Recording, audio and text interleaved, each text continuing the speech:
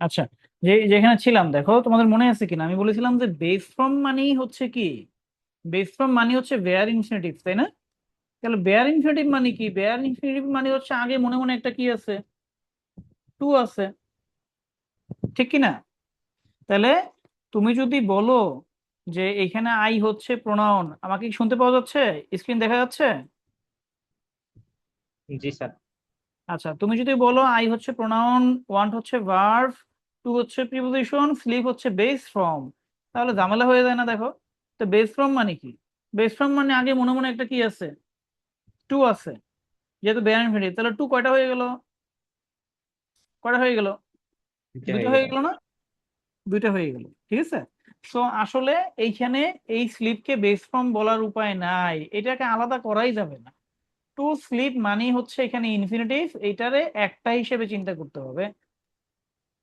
মাসুদ, বুঝতে পারছো কি বলছি? মাসুদ কি আছে?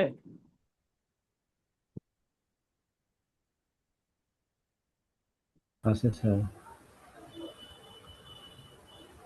আমি কি বলছি সবাই কি বুঝতে পারছো? জি স্যার, বুঝতে পারছি। মানে এইখানে হ্যাঁ, ইনফিনিটিভকে বুঝতে পেরেছি। আলাদাভাবে চিন্তা করা যাবে না, ঠিক আছে? আলাদাভাবে চিন্তা করা যাবে না। ইনফিনিটিভ মানে হচ্ছে টু প্লাস যেই ভার্বটা থাকে এটা মিলে ইনফিনিটিভ। এটাকে, এই ভার্বটাকে আসলে আমরা অনেকেই বলি বেস ফর্ম, কিন্তু এটাকে বেস ফর্ম বলা যায় না, ঠিক আছে? গ্রামাটিক্যালি বেস ফর্ম এটাকে বলা যায় না। ওকে, তাহলে আমি তোমাদের যেটা বোঝাতে চাইছি সেটা হচ্ছে এই, যে ইনফিনিটিভের টু যেটা, সেটা প্রিপোজিশন টু না। ওটা ওটা স্ট্রাকচারই টু, ঠিক আছে? ওইটা টু এবং ওই ভার্ব মিলে একটা স্ট্রাকচার ইনফিনিটিভ। তবে ইনফিনিটিভের বাইরে যে টুটা আছে সেটা প্রিপোজিশন, এবং সেটা প্রিপোজিশনের কারণেই ওই প্রিপোজিশনের পরে কি হয়, ভার্বের সাথে কি হয়, আইএনজি হয়। তাহলে এখন আমরা কনফিউশনে পড়ে যাই যে কোন টুটা ইনফিনিটিভের টু আর কোনটা হচ্ছে আমার প্রিপোজিশন টু। তো এই জন্য আমরা কিছু মানে ফিক্সড কিছু টু কে মুখস্থ ভাবে শিখি, যে টু গুলো থাকলে আমরা এরপরে জিরান দেই, ঠিক আছে? অবজেক্ট হিসেবে জিরান দেই। তাহলে এই ফিক্সড টু গুলো কি কি, দেখো সেটা আমি এখানে দিয়ে দিয়েছি। একটা হচ্ছে যে be used to, be used to, be ভার্বের পরে ইউজ টু। ইউজ বি ভার্বের জায়গায় আরেকটা ভার্ব থাকতে পারে, ইউজ টু। যেটা সেটা হচ্ছে বিকামও থাকতে পারে, ঠিক আছে? বি ভার্বের জায়গায় বিকামও থাকতে পারে, সমস্যা নেই। যেমন আই অ্যাম ইউজ টু, দেখো এটা কি বি ভার্ব না?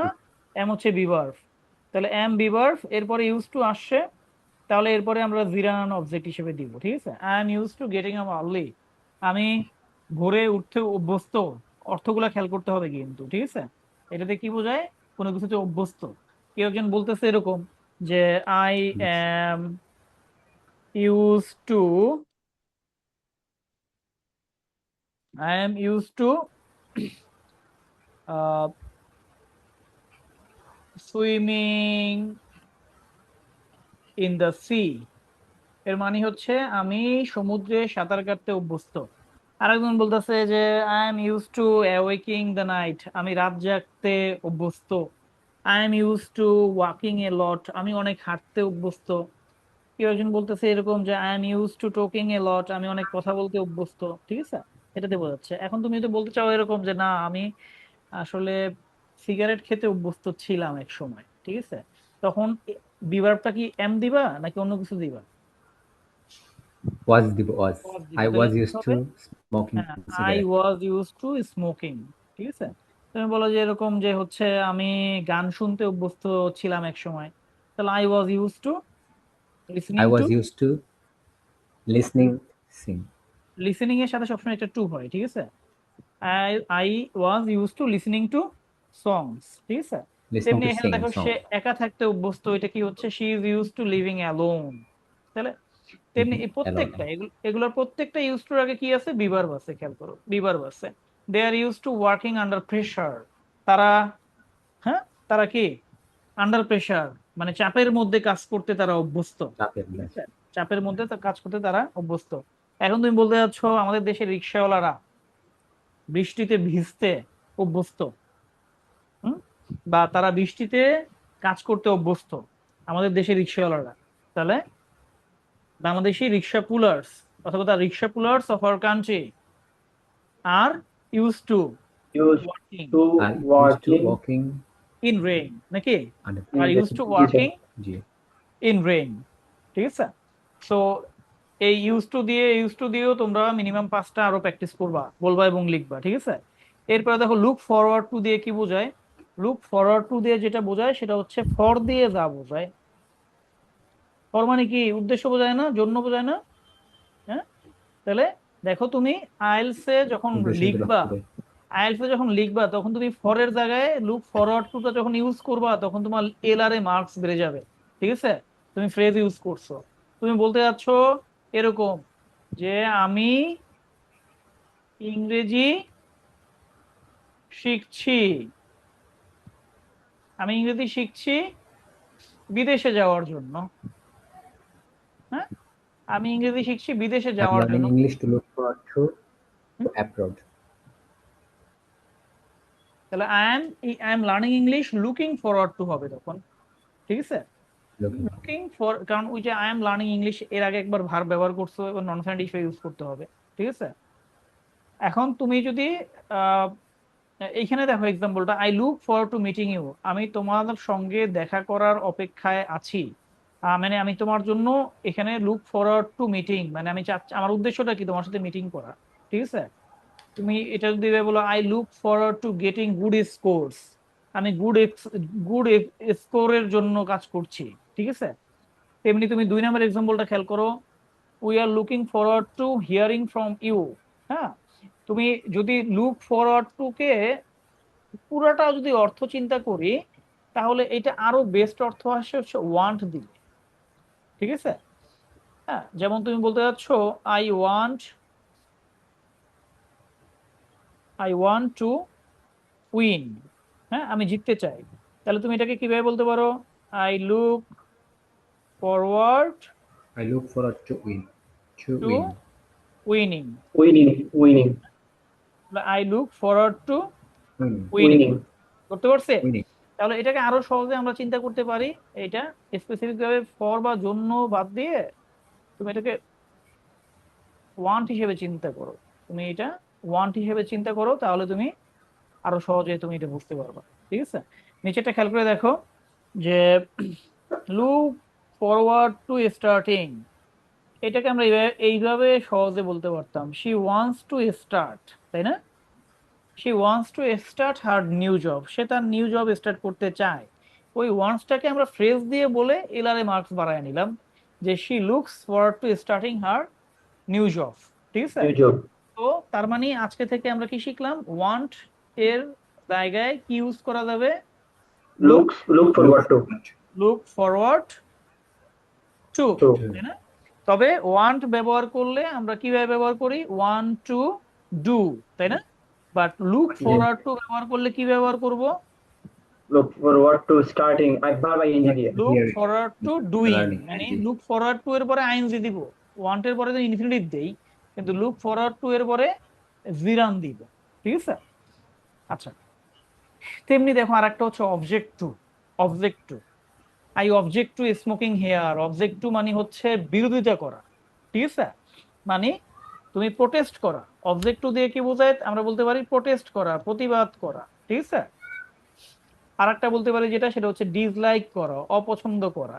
হ্যাঁ, তো এগুলোকে সিনোনিমাস হিসেবে আমরা ইউজ করব। হ্যাঁ, তুমি বলতে যাচ্ছ যে আই ডিসলাইক, আমি কি ডিসলাইক করি, I dislike smoking.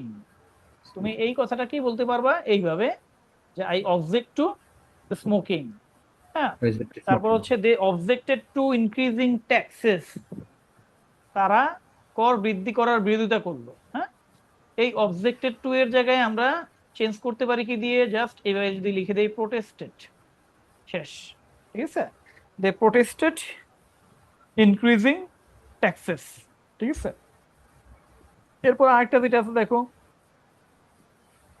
B devoted to, যেখানেই বি খেয়াল করবা, বি মানে হচ্ছে am, is, are, was, were, এই জাতীয়, ঠিক আছে। প্রত্যেকটা Was, were, devoted to been. Helping for people, তিনি দরিদ্র মানুষদের সাহায্য করতে নিবেদিত। ডিভোটেড টু মানে হচ্ছে উৎসর্গ করা, নিবেদিত বোঝায়। She is devoted to teaching children, তিনি শিশুদের পড়াতে নিবেদিত। They are devoted to serving the country, তুমি বলতে চাচ্ছ আমার বাবা শিক্ষায় নিবেদিত, মানে পড়াতে নিবেদিত, যে my father is devoted to teaching children teaching children in his primary schools, ঠিক আছে? মাই ফাদার, তুমি এই কথাটা যদি এভাবে বলো, my father is a teacher, দেখো খেয়াল করে দেখো, তোমার ওই যে আইএলস এ যখন ইন্ট্রোডিউসিং ইউর সেলফ দিবে, তোমার মানে পিতামাতা সম্পর্কে জানতে চাইবে, তুমি যদি এটাকে এইভাবে বলো, my teacher, sorry, my father teaches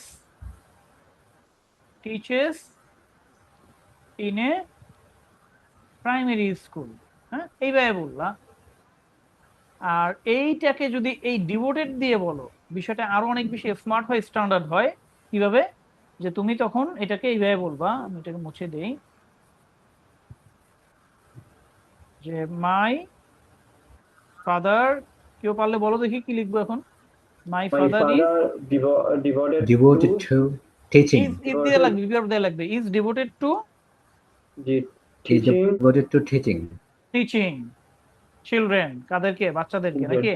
বাচ্চাদের চিলড্রেন তাদেরকে জি in a primary school, primary school. এই প্রাইমারি স্কুল। এখানে একটা বিষয় খেয়াল করে দেখো, টিচ, আমাকে বলো দেখি, টিচটা কি ট্রানজিটিভ ভার্ব নাকি ইনট্রানজিটিভ ভার্ব? এই টিচটা Intransitive verb. ট্রানজিটিভ ভার্ব, তাই না? তাহলে এই যে আমরা এখানে অবজেক্ট বসাতে জি, object পারছি, আছে children. তাই না? আমরা চাইলে এইখানে এই যদি এই চিলড্রেনটা বাদ দিয়ে বাক্যটা লিখতাম, তাহলেও অর্থে খুব একটা সমস্যা হয় না, কিন্তু my father is devoted to teaching, তাই না, Teaching. In a primary school, teaching, আমার বাবা প্রাইমারি স্কুলে পড়ানোর ক্ষেত্রে নিবেদিত। তাহলে প্রাইমারি স্কুলের টিচিং তো আমি বাচ্চাদেরকেই পড়াবো, স্টুডেন্টদেরকেই পড়াবো, তাই না? সো এটা এখানে যদি আমি নাও দিতাম অবজেক্টটা, তারপরও আমার অর্থে খুব একটা ঝামেলা করতো না, ঠিক আছে? তো এই যে যেইটা আমি ক্লাসে শুরুতে বলেছিলাম, যে ট্রানজিটিভের পরে কিছু কিছু ক্ষেত্রে অবজেক্ট চাইলে অমিট করা যায়, ওকে? এরপরে দেখো আরেকটা আছে, বি ডিভোটেড টু এর মতো, বি কমিটেড টু, প্রায় একই অর্থ। ডিভোটেড টু আর একটা হচ্ছে কমিটেড টু। কমিটেড টু মানে হচ্ছে প্রতিজ্ঞাবদ্ধ, তুমি কোনো দায়িত্বপ্রাপ্ত, প্রতিশ্রুতিবদ্ধ। দেখো নিচেও অর্থটা আমি এবার দিয়েছি, the government is committed two improving education. Government হচ্ছে প্রতিজ্ঞাবদ্ধ, প্রতিশ্রুতিবদ্ধ টু ইমপ্রুভিং এডুকেশন, ঠিক আছে? তুমি বলতে পারো I am committed two helping my parents, আমি আমার পিতামাতাকে হেল্প করতে, সাহায্য করতে প্রতিজ্ঞাবদ্ধ। I am committed to returning my homeland, ঠিক আছে, আমি আমার দেশে ফিরে যেতে কমিটেড। তোমরা যারা আইএলস দিবা, ঠিক আছে, তোমরা কি ওইখানে ইজিপ্টে বসে দিবা নাকি দেশে এসে দিবা, কি কার কি প্ল্যান?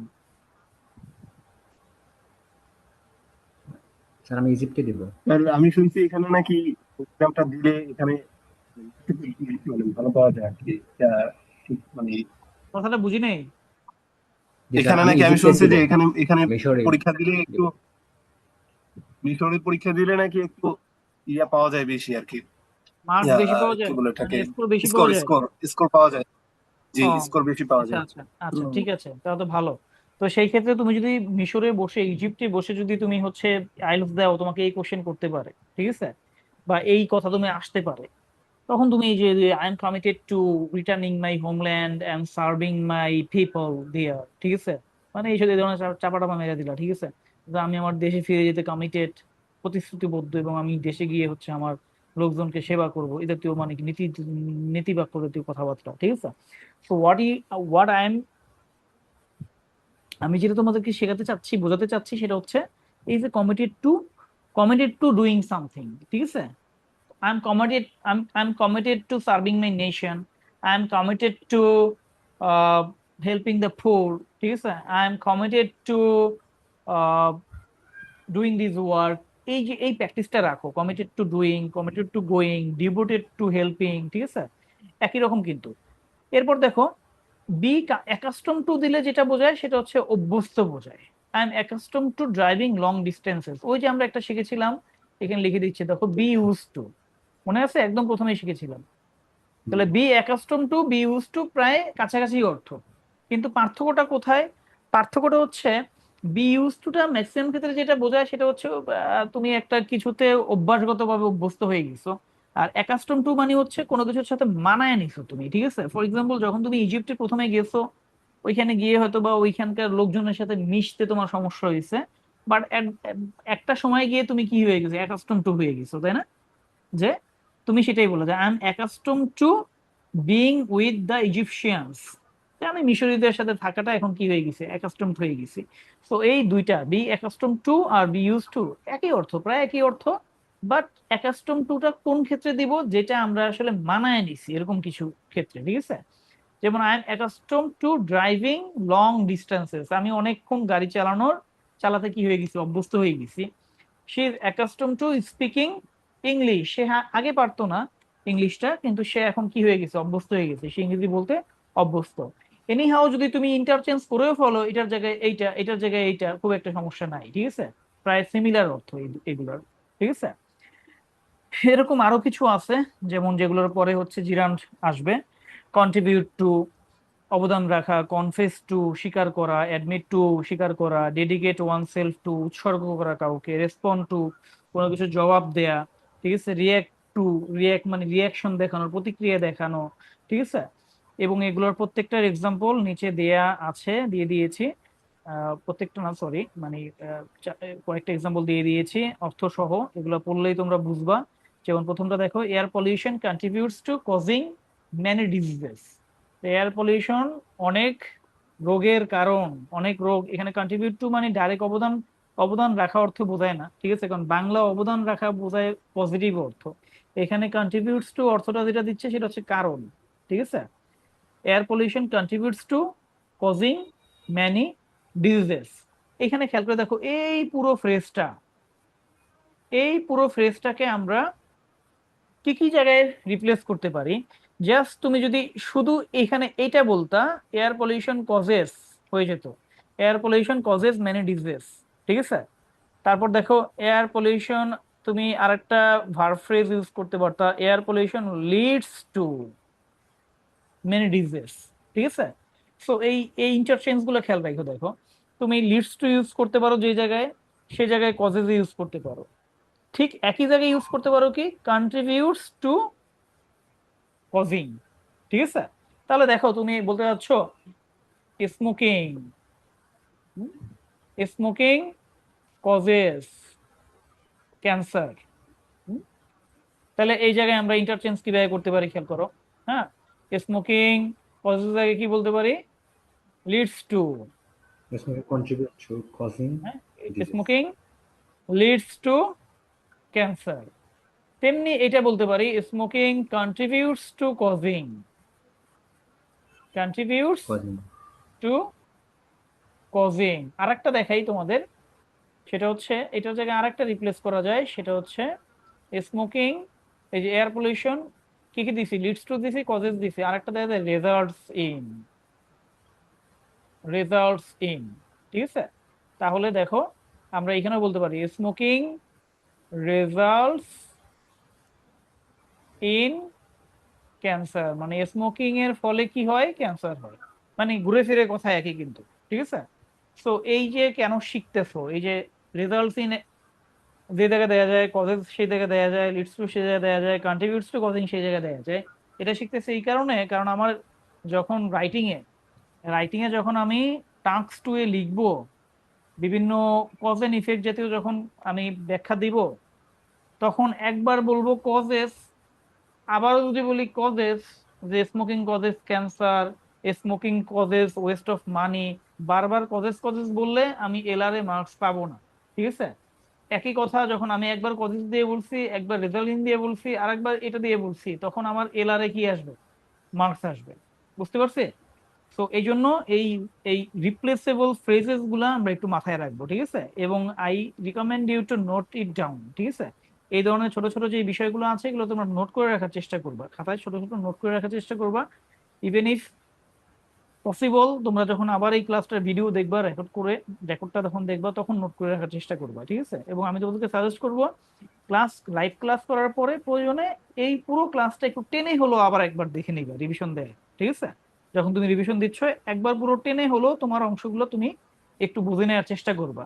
এখন যখন লাইভ হচ্ছে, তুমি লাইভ হয়ে যাচ্ছে, বা যখন তুমি রেকর্ডটা দেখবা, তখন কোনো একটা জায়গায় সমস্যা হলে তুমি সেটাকে টোয়াইস, থ্রাইস, 4 টাইমস, 5 টাইমসও কি করতে পারবা, টেনে আবার দেখতে পারবা, ঠিক আছে। তো ওইটাকে এইভাবে কাজে লাগাবা। এরপর দেখো, confess to, stealing the money, মনে আছে আমরা একটা শিখেছিলাম অ্যাডমিটেড, স্বীকার করা, তাই না? ওই যে প্রথমে শিখেছিলাম। তাহলে কনফেস টু এর জায়গায় কি বলতে পারি? অ্যাডমিটেড। দুইটা কিন্তু Admit. ইন্টারচেঞ্জেবল, তাই না? অ্যাডমিটেড মানে হচ্ছে স্বীকার করে নেয়, কনফেস টু মানে ওকে স্বীকার করে নেয়। তাহলে he confess to stealing the money, সে টাকা চুরি করার কথা অস্বীকার করলো। ওই যে দেখো নিচেই আবার আছে, হুম, she admitted to breaking the glass। আচ্ছা, এই জায়গায় একটু ঝামেলা হয়েছে। ঝামেলাটা যেটা হয়েছে সেটা হচ্ছে অ্যাডমিটেড, এই টুটা দিলেও হয় না দিলেও হয়। এই জায়গাটায় অ্যাডমিট টু আর অ্যাডমিট একই, খেয়াল রাখো। যেমন যদি সে শুধু বলতো, এরকম বলতো অ্যাডমিট ব্রেকিং, এটাও হইতো। আর অ্যাডমিটেড টু যেটা ব্রেকিং, এটাও হয়। বেটার ওয়ান হচ্ছে এইটা, এটার প্র্যাকটিসটা বেশি। ঠিক আছে, এটার প্র্যাকটিসটা বেশি, যদিও আমি এখানে অ্যাডমিট টুটা নিয়ে আসছি। আচ্ছা, তাহলে দেখো আমরা কি কি আলোচনা করলাম এখন পর্যন্ত, মনে আছে কিনা আমি একটু বোর্ডে নিয়ে যাই, দেখো তোমাদের মনে আছে কিনা। একটু রিক্যাপ করি, আসো। হুম, আজকের ক্লাসে আমরা প্রথমে দেখলাম জিরান্ডের ব্যবহার কি হিসেবে, বলো দেখি। সাবজেক্ট সাবজেক্ট, হিসেবে। সাবজেক্ট হিসেবে, তাই না? যেমন hmm, learning English is not it's important. Difficult, swimming in the difficult. River is easy, তাই না? Smoking cigarettes is bad. Okay, board দেখা যাচ্ছে। Getting good result is not easy. Board দেখা যাচ্ছে না? বোর্ড বোর্ড আসতেছে না স্যার। আচ্ছা আচ্ছা, বোর্ড আমি নিয়ে আসতেছি। দেখো, আমরা জিরান্ডের সাবজেক্ট দেখেছি, ঠিক আছে, সাবজেক্টের ব্যবহারগুলো দেখেছি। তারপর জিরান্ডের অবজেক্টের ব্যবহার দেখেছি, এবং সেই ক্ষেত্রে মনে আছে অবজেক্টের ব্যবহারের ক্ষেত্রে নির্দিষ্ট কিছু ভার্বের পরেই সেই অবজেক্টগুলো হয়, তাই না? নির্দিষ্ট জি। কিছু ভার্ব, সব ভার্বের পরে জিরান্ড অবজেক্ট দেয়া যায় না, তাই না? তারপর আমরা শিখেছি কি, প্রিপোজিশনের পরে জিরান্ডের ব্যবহার, তাই না? প্রিপোজিশনের পরে। আচ্ছা, সেই ক্ষেত্রে আবার একটা বিষয় যেটা শিখেছি সেটা হচ্ছে নির্দিষ্ট কিছু টু এর পরে, টু এর পরে। নির্দিষ্ট টু এর পরে, হ্যাঁ, নির্দিষ্ট কিছু টু যেগুলো ফ্রেজাল টু। হুম, এগুলো মুখস্থ করতে হবে, প্র্যাকটিস করতে হবে। ওকে, এই পর্যন্ত আমরা দেখেছি, খেয়াল করো। তো আমি যদি আবার একটু শিটে যাই, হুম, এই পর্যন্ত আমরা দেখেছি। এরপরে যেগুলো আছে আমি আরো কিছু নির্দিষ্ট আরো কিছু ফ্রেজাল ভার্ব দিয়ে দিচ্ছি। ফ্রেজাল ভার্ব মানে ভার্বের সাথে যে প্রিপোজিশন গুলা যুক্ত থাকে, ঠিক আছে, এগুলো যেমন ক্যারি অন, গিভ আপ, ঠিক আছে। আহ, এগুলা নতুন নিয়ম না, নিয়ম কিন্তু নতুন না, দেখো, কারণ অন তো যেহেতু প্রিপোজিশন, প্রিপোজিশনের পরে তো এমনিতেই কি আসবে, তোমার জিরান ফ্রম আসবে, ঠিক আছে, প্রিপোজিশনের পরে। গিভ আপ প্রিপোজিশনের পরে আসবে, হ্যাঁ, জিরান ফ্রম আসবে। কিন্তু এখানে ঝামেলা আছে, আলাদা কেন দিলাম? ঝামেলা আছে, ঝামেলাটা কোথায়? মূলত কালকের ক্লাসটা তোমরা কেউ দেখছো কি না? কালকে আমি একটা লাইভ ক্লাস নিছিলাম, কারো কি দেখার সুযোগ হয়েছে ফেসবুকে? জি না, জি না স্যার। আচ্ছা, ওইটা আমি তোমাদের লিঙ্কও দিয়েছিলাম ওই লাইভ ক্লাসটার। জি স্যার, যদি সম্ভব লিঙ্কে হয়, দিলে একবার ঢুকছিলাম, ঢুকে অল্প একটু দেখছি, পরে আবার মানে যদি সম্ভব হয় দেখে নিও। ওইটা তোমাদের প্রিপোজিশন, যেহেতু যদিও এখন আলোচনা করি নাই, সামনে আলোচনা করব, বাট একটু এগিয়ে থাকতে পারবো, ঠিক আছে। তো এইখানে আলাদা দেওয়ার কারণ হচ্ছে এইটা, দেখো একটু আগে কিন্তু আমি বলেছি, কি বলেছি, যে প্রিপোজিশনের পরে কি হয়, জিরান হয়, তাই না? এটা বলেছি। আবার এখন যে ফ্রেজাল ভার্ব গুলো দিছি, প্রত্যেকটার পরে কিন্তু কি আছে দেখো, এই প্রিপোজিশন কিন্তু আছে। তাহলে এগুলোকে আলাদা কেন দিলাম? এগুলোকে আলাদা দিলাম এই কারণে, আসলে মূলত এগুলা দেখতে প্রিপোজিশন মনে হলেও এগুলা প্রিপোজিশন না, এরা প্রত্যেকটা অ্যাডভার্ব না। হিসেবে ব্যবহৃত হচ্ছে, ঠিক আছে, অ্যাডভার্ব হিসেবে ব্যবহৃত হচ্ছে। কিভাবে অ্যাডভার্ব হিসেবে ব্যবহৃত হচ্ছে তোমাদের একটু বিষয়টা বোঝাই। যে এই যে এই ক্যারিটা, ক্যারি মানে কি বলো দেখি? বহন করা। বহন করা। আচ্ছা, এবার আমাকে বলো দেখি, ক্যারিটা কি ট্রান্সিটিভ ভার্ব নাকি intransitive verb? Carry. In transitive verb sir. Transitive verb. তাহলে ট্রানজিটিভ ক্যারিকে ভার্ব। কোশ্চেন করতে পারি, কি বহন করি, কাকে বহন করি, তাই না, কোশ্চেন করতে পারি, তাই তো? তাহলে ক্যারি কি হইলো, তোমরা কি বললা, ক্যারি হচ্ছে কোন ধরনের ভার্ব? ট্রান্সিটিভ ভার্ব, তাই না? Transitive, transitive okay. ভার্ব। নিচেরটা আসো, এবার বলো দেখি গিভটা কি ট্রানজিটিভ না intransitive? Give transitive Transitive. verb. Transitive, thank you. আচ্ছা, এইবার তার নিচেরটা আসো, কিপ। কিপ মানে হচ্ছে কি, আহ, এটা এই কিপটা হচ্ছে ওই যে যেটা রক্ষা করা বোঝায় না, এটা কি বোঝায়? কন্টিনিউ বোঝায়, তাই না? একটু আগে বলেছিলাম, মনে আছে? এই কিপ দিয়ে Continue কি with বোঝায়? same. কোনো কিছু চালু রাখা। Continue. তো এই Continue. এক্সাম্পলটা না দেখাই, এন্ডে আসো, এন্ডে আসো। হুম, এন্ড ট্রানজিটিভ নাকি intransitive? Transitive verb. Transitive. Transitive, কি সমাপ্ত করি, তাই না? কি সমাপ্ত করি সেটাতে আসে। ওকে, এখন দেখো, এই কয়েকটার ক্ষেত্রে আমরা খেয়াল রাখবো, আমরা যেটা খেয়াল রাখবো সেটা হচ্ছে সাধারণত ট্রানজিটিভ ভার্বের পরে কি বসে বলো দেখি? Object বসে। Object অবজেক্ট বসে। বসে যায়। ট্রানজিটিভের পরে ডাইরেক্ট অবজেক্ট বসে যায়, মাঝখানে কোনো প্রিপোজিশন আসে না। ইনট্রানজিটিভের পরে, ইনট্রানজিটিভের পরে মূলত বসে হচ্ছে অ্যাডভার্ব। ঠিক আছে, ইনট্রানজিটিভের পরে অ্যাডভার্ব বসে। ওকে, ট্রানজিটিভের পরে ডাইরেক্ট অবজেক্ট বসে যায়। কিভাবে ডাইরেক্ট অবজেক্ট বসে যায়? আই লাইক টু ইউ বলি, দেখো তো কখনো বলি এরকম? নাকি বলি আই লাইক ইউ? না না না, I like I you. like you. I play Like you. Football, তাই না? Football.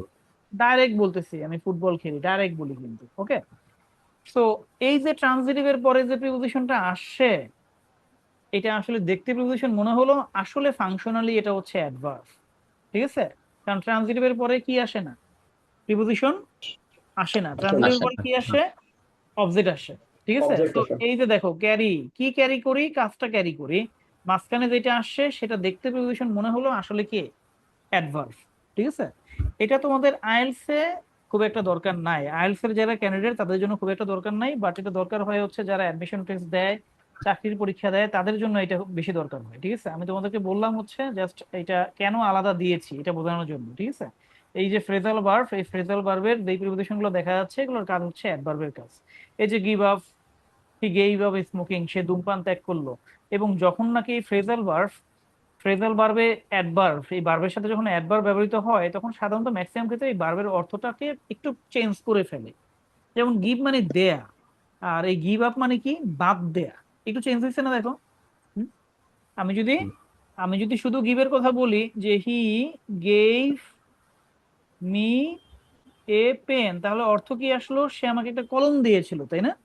বাট আমি যখন গেভ আপ দিব, তখন অর্থটা কেমন হয়ে যাবে? He gave up smoking, he gave up teaching English, সে ইংরেজি শেখা বাদ দিয়ে দিল। He gave up learning English, সে ইংরেজি শেখা বাদ দিয়ে দিল। ঠিক আছে, তো একটু অর্থ পার্থক্য আসে। তো তোমাদের কাজ হচ্ছে এই ক্যারি অন এর ব্যবহারগুলো শেখা, গিভ আপ বাদ দেয়া, ঠিক আছে, ব্যবহারগুলো শেখা। হ্যাঁ, প্রত্যেকটা ব্যবহার। এবং কিপ অন তো বলেছি আলাদাভাবে। তেমনি হচ্ছে ফিল লাইক, এটাও একটা ফ্রেজ। ফিল লাইক মানে হচ্ছে আহ ইচ্ছা করা। ঠিক আছে, তুমি এটাকে এইভাবে বলতে পারো, ফিল লাইক মানে হচ্ছে যেটা, এটা বলতে পারো ওয়ান্ট, ওয়ান্ট বোঝায়। ঠিক আছে, বা উইশ বোঝায়। Okay, I feel like sleeping, আমার ঘুমাতে ইচ্ছা করছে। তুমি বলতে চাচ্ছ এরকম যে I feel like playing, I feel like playing cricket, এর মানে আমার ক্রিকেট খেলতে ইচ্ছে করছে, ইচ্ছা করছে। এরকম বোঝায়। ঠিক আছে, তো এগুলো কিন্তু তোমার স্পোকেন এর জন্য খুব গুরুত্বপূর্ণ, স্পিকিং এর জন্য খেয়াল রাখো। হ্যাঁ, এরপরে যে আরেকটা গো প্লাস জিরান্ডের ব্যবহারটা দেখো। গো প্লাস জিরান্ড, এগুলো দিয়ে কিরকম অর্থ বোঝায়? এগুলো আলাদা অর্থ। খেয়াল করো, উই ওয়েন শপিং, আমরা কেনাকাটা করতে গিয়েছিলাম। ঠিক আছে, তুমি যদি বলে দাও এরকম যে আই ওয়েন টু শপিং, তাহলে তোমার মার্ক কাটা যাবে। কারণ আই ওয়েন্ট টু শপিং হয় না, কি হয়? I went shopping. ঠিক আছে, To- আমি Membership. আমি কেনাকাটা করতে গিয়েছিলাম, আই ওয়েন্ট শপিং। আমি সাঁতার কাটতে গিয়েছিলাম, কি হবে? I went I want swimming. Swimming. ঠিক আছে, আমি শিকার করতে গিয়েছিলাম, হ্যাঁ, আই ওয়েন্ট হান্টিং, এরকম হয় And আর কি। hunting. ঠিক আছে, আমি জগিং করতে গিয়েছিলাম, I go jogging, I went jogging. ঠিক আছে, সো এগুলোর আলাদা এক্সপ্রেশন আছে। ঠিক আছে, শি গোজ ডান্সিং এভরিডে, সে প্রতি শুক্রবার নাচতে যায়। লেটস গো ক্যাম্পিং, চলো আমরা ক্যাম্পিং করতে যাই। উই ওয়েন্ট ফিশিং, আমরা মাছ ধরতে গিয়েছিলাম। ঠিক আছে, সো অর্থগুলোকে ধরতে পারতেছো কিনা? গো এর সাথে যে জি আইএনজি হচ্ছে, অর্থগুলো ধরতে পারতেছো? জি গো এর সাথে তুমি তুমি যদি এখন এইবার কেউ যদি এরকম বলে বলে যে I will go watching movie এর মানে কি বলো দেখি? আমি মুভি দেখতে যাব। আমি মুভি দেখতে যাব, ঠিক আছে। যাব। তো এইটাকে তুমি যদি এইভাবে বলো, I will go to watch movie, তাহলে যে লিসেনার এ বুঝে যাবে যে আসলে তোমার ইংলিশের লেভেলটা ওই অ্যাডভান্স লেভেলে তুমি এখনো যাওনি। বাট এই তুমি যখন তুমি এভাবে বলবা যে sometimes I go watching movies with my friends, মানে আইএলটিএস যখন স্পিকিং এই জাতীয় বাক্য বলবা, তোমাকে এরকম বলবে যে তুমি লেজার টাইমে কি করো, ঠিক আছে। তুমি বললা যে sometimes I go watching movies with my friends, তখন সে পরীক্ষক বুঝে যাবে যে এ তো অ্যাডভান্স লেভেলের স্ট্রাকচারটা পারে। তখন তুমি ওই যে হচ্ছে অ্যাডভান্স লেভেলের মার্কসটা স্কোরিংটা তুমি পাইবে। বাট যখন তুমি বলবা যে I go to watch movies with my friends, তখন তুমি ওই মার্কসটা আর পাইবে না, ঠিক আছে। তো এটা একটু প্র্যাকটিসে রাখবো আমরা। এরপরে আমাদের আরো কিছু বিষয় আছে, বাট ওই সব বিষয়ে আজকে আর যেতে চাচ্ছি না, আজকে আমি এখানে শেষ করতেছি। বাকি যে বিষয়গুলো আছে, পসেসিভ জিরান্ড, আরো অ্যাডভান্স লেভেলের কিছু জিরান্ডের ব্যবহার আছে, ইটস নো ইউজ জিরান, আরো কিছু স্ট্রাকচার আছে, এক্সপ্রেশন আমি তোমাদের জন্য রেখেছি, ক্যান্ট হেল্পের মতো আছে। আমি তোমাদেরকে সাজেস্ট করব তোমরা একটু নিজে পড়ার চেষ্টা করবা, যাতে করে নেক্সট ক্লাসে আমরা এটাকে দ্রুত আগাতে পারি, ঠিক আছে, এবং এগিয়ে আবার থাকতে দেখতে পারি। পারি। এবং নেক্সট ক্লাসে ইনশাল্লাহ আমরা জিরান দেখেছি, তার আগের ক্লাসে ইনফিনিটিভ দেখেছি, নেক্সট ক্লাসে ইনশাল্লাহ। ইনশাল্লাহ আমরা চেষ্টা করব পাস্ট পার্টিসিপল দেখার জন্য, ঠিক আছে। পাস্ট পার্টিসিপল ইনশাল্লাহ আমরা জি, দেখবো। ইনশাল্লাহ। এবং আমরা প্রতি দুইটা ক্লাসে আমি একটা টেস্ট নেওয়ার চিন্তা করছি, ঠিক আছে। একটা ক্লাসের টেস্ট না নিয়ে প্রতি দুইটা ক্লাসে একটা করে টেস্ট হবে। তার মানে আমরা ইনশাল্লাহ আগামী সানডেতে তোমাদের হচ্ছে, আমি অলরেডি গ্রুপে মনে হয় পোস্ট দিয়েছি, একটা মেসেজ দিয়েছি, ওইখানে ভোকাবুলারির একটা কাজ দিয়েছি তোমাদের, যে বইটা আছে সেটার লেটার এ এবং বি এর যে ভোকাবুলারি গুলা, এবং একই সাথে এই দুইটা ক্লাস, আজকের ক্লাস এবং গত ক্লাসের উপরে ইনশাল্লাহ আমরা একটা টেস্ট নিব, ঠিক আছে। তো এখানে আরো কিছু বিষয় আছে, ইফ পসিবল তোমাদের যদি হাতে সময় থাকে তোমরা একটু নিজেরা পড়ে বোঝার চেষ্টা করো, এবং ক্লাসে ইনশাল্লাহ আমি এগুলো আবার বোঝানোর চেষ্টা করব। শীটটা আমি ক্লাস শেষেই দিয়ে দিচ্ছি এখনই, ঠিক আছে। এখানে কিছু বিষয় আছে এবং এগুলো আলাদাভাবে দেওয়ার কারণ, এবং আমি এই শীটটাকে একটা লঙ্গার শীট বানিয়েছি এই কারণে, যাতে করে আদ্যপান্ত ব্যবহারগুলো তোমরা শিখে ফেলতে পারো, ঠিক আছে। আদ্যপান্ত ব্যবহার তোমরা যদি সবাই যেন শিখে ফেলতে পারো। ইফ পসিবল তোমরা চাইলে যদি সুযোগ থাকে এটাকে প্রিন্ট আউট করে তোমার টেবিলে রেখে দিবা, ঠিক আছে। কারণ আমাদের আসলে জি। পিডিএফ থেকে পড়াটা অত বেশি ইফেক্টিভ হয় না, ঠিক আছে, বোরিং লাগে। অত বেশি জি ইমপ্যাক্টফুল হয় না, ব্রেনে কাজ করে না, ঠিক আছে। কারণ ছোটবেলা থেকে আমরা অভ্যস্ত কিভাবে পড়ে, হার্ড কপিতে পড়ে অভ্যস্ত, আমাদের ব্রেন ইউজ টু হয়ে গেছে ওইভাবে, ঠিক আছে। সো পিডিএফ দিয়ে যদি তুমি পড়তে চাও, তোমার হয়তোবা একটু বোর লাগবে, একটু ডিফিকাল্ট, অথবা সময় বেশি লাগবে, which is why I will suggest you to print it out, ঠিক আছে। এটা প্রিন্ট আউট করে আল্লাহ। একদম কলম টলম দিয়ে দাগায় হাইলাইট মিলাইট মারে, ঠিক আছে, তারপর তুমি একটু প্র্যাকটিস করবা, ওকে। তাহলে আমরা জি। আজকে এখানে ক্লাস শেষ করব। আর এটা 5 মিনিট সময় আছে এই এই সেশনের। তোমাদের কারো কোনো কোশ্চেন আছে কিনা, কোনো মন্তব্য আছে কিনা, কোনো কিছু জানার আছে কিনা, থাকলে কোশ্চেন করতে পারো। স্যার, আমাদেরকে যে বইটা ওই পড়ার জন্য, ভোকাবুলারির জন্য, ওইটা কি বাংলার সহ পিডিএফ আছে কিনা? আমরা যেটা পেয়েছিলাম তো শুধু ইংরেজি ইংরেজি। ও আচ্ছা, তোমাদের যেটা আছে সেটা শুধু ইংলিশ আছে, বাংলা হলে ভালো হয় নাকি? জি স্যার, জি একটু স্যার। সুবিধা হইতো। আচ্ছা, তোমাদেরকে আমি বলবো এ এবং বি যেটা হোমওয়ার্ক দেয়া আছে, বাংলাটা আমার কাছে আছে, আমি তোমাদেরকে শেয়ার করে দিতে পারবো ওটা। মানে আমার কাছে পিডিএফটা নাই, আমার কাছে হার্ড কপিটা আছে বাংলাটা, ঠিক আছে। ওটা স্ক্যান করে দিতে পারবো, but I will suggest you to first try to learn through English. ইংলিশের মাধ্যমে একটু চেষ্টা করে দেখো দেখি প্রথম ক্লাসটায়, যদি তুমি পারো, একটু কষ্ট হলো, যদি তুমি পারো, এটার ইম্প্যাক্ট অনেক বেশি হবে বাংলার চেয়ে। আমার কথা কি বোঝা গেছে? জি স্যার। যদি তুমি এটা পারো তাহলে তোমার একটু কষ্ট হলো, এটার ইম্প্যাক্টটা অনেক বেশি হবে, ঠিক আছে। বিকজ ল্যাঙ্গুয়েজ শেখা উচিত হচ্ছে আসলে টার্গেট ল্যাঙ্গুয়েজকে টার্গেট করে, বাংলার সাথে মিলিয়ে শেখা। এই শেখাটা হচ্ছে ধীর প্রসেস, ঠিক আছে। এটা হচ্ছে ধীর প্রসেস, এটা সহজে শেখা যায় বাট ধীর প্রসেস। তুমি অ্যাপ্লাই করতে গেলে তুমি ইংলিশে চিন্তা করতে হবে, ইংলিশে থিঙ্কিং করতে হবে, ইংলিশে মিনিংটা বুঝতে পারলে ওটা বেস্ট, ঠিক আছে। তো তোমরা তোমরা একটু ফার্স্ট এটা হোমওয়ার্কটা চেষ্টা করো ইংলিশ থেকে শেখার। এরপরে যদি মনে হয় খুব বেশি কষ্ট হয়ে যাচ্ছে, আমি তখন বাংলাটা দেবো ইনশাল্লাহ, ঠিক আছে। আর কারো কোনো কোয়েশ্চেন বা কোনো কিছু জানার আছে কিনা? জি, বইটা হচ্ছে আরেকবার কেউ একজন গ্রুপে দিয়ে দিও, আমার সব ডিলিট হয়ে গেছে আগের। আচ্ছা ঠিক আছে, এটা মনে হয় ইয়ে দিয়েছিল, আনিস দিয়েছিল তাই না? জি স্যার। আচ্ছা আচ্ছা, তাহলে আনিস অথবা আমি দিয়ে দিবনি, সমস্যা নাই, ঠিক আছে, আমি দিয়ে দিবনি ইনশাল্লাহ। আর কারো কোনো কোয়েশ্চেন?